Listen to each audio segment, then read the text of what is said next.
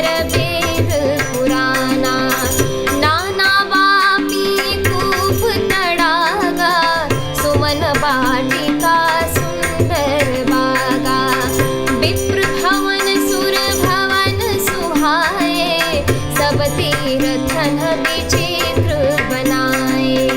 मंगल भवत अमंगल हारी, द्रवौ सुदशरथ जिरु बिहारी।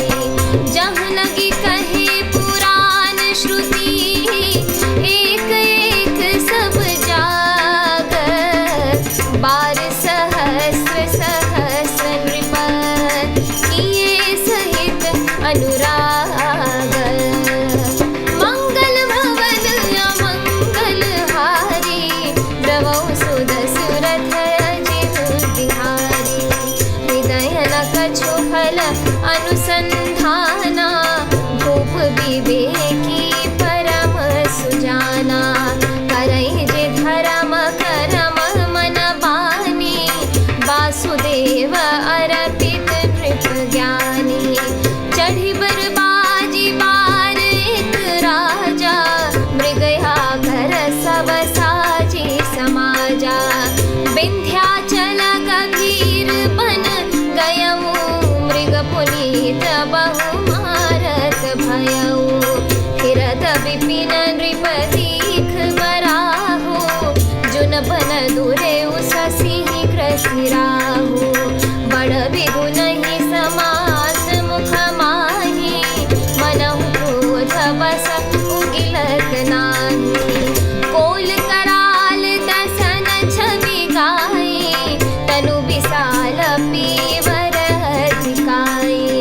घुर घुरात है आरौ पाए, चकित बिलोकत कान उठाए।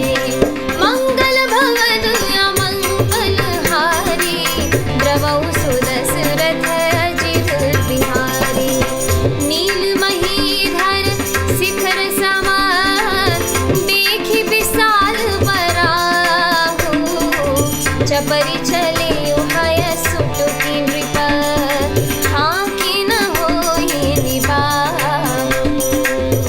मंगल भवन अमंगल हारी, द्रवौ सुदशरथ जिरु बिहारी। अर्थात राजा भानु प्रताप का बल पाकर भूमि सुंदर कामधेनु यानी मनचाही वस्तु देने वाली हो गई। उनके राज्य में प्रजा सब प्रकार के दुखों से रहित और सुखी थी, और सभी स्त्री पुरुष सुंदर और धर्मात्मा थे। धर्मरुचि मंत्री का श्री हरि के चरणों में प्रेम था। वह राजा के हित के लिए सदा उसको नीति सिखाया करता था।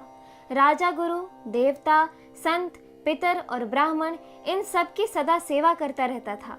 वेदों में राजाओं के जो धर्म बताए गए हैं, राजा सदा आदर पूर्वक और सुख मानकर उन सब का पालन करता था।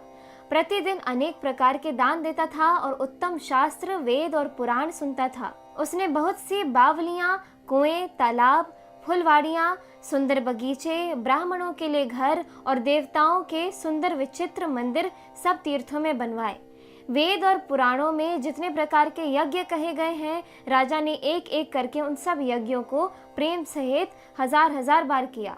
राजा के हृदय में किसी फल की टोह यानी कामना न थी। राजा बड़ा ही बुद्धिमान और ज्ञानी था। वह ज्ञानी राजा कर्म, मन और वाणी से जो कुछ भी धर्म करता था, सब भगवान वासुदेव के अर्पित करके करता था।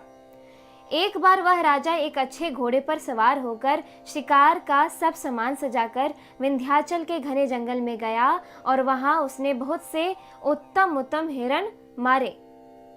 राजा ने वन में फिरते हुए एक सुअर को देखा। दांतों के कारण वह ऐसा दिख पड़ता था मानो चंद्रमा को ग्रस कर मुंह में पकड़कर राहु वन में आ छिपा हो। चंद्रमा बड़ा होने से उसके मुंह में समाता नहीं है और मानो क्रोधवश वह भी उसे उगलता नहीं है। यह तो सुअर के भयानक दांतों की शोभा कही गई।